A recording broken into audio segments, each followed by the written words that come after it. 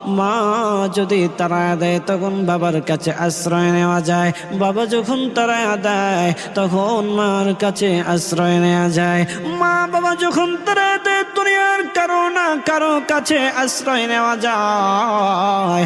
ওগো আল্লাহ, তুমি যদি তাড়ায়া দাও কোথায় যাব, কার কাছে যাব, কার কাছে গিয়ে মাফ চাইব? ওগো আল্লাহ,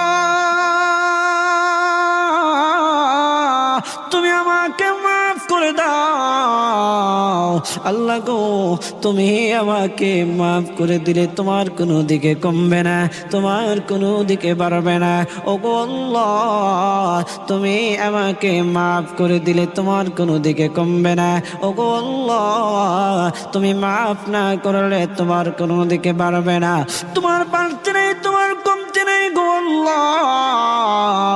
আমি না ফুরমান, আমি গুনাহগার, তুমি আমাকে মাফ করে দাও।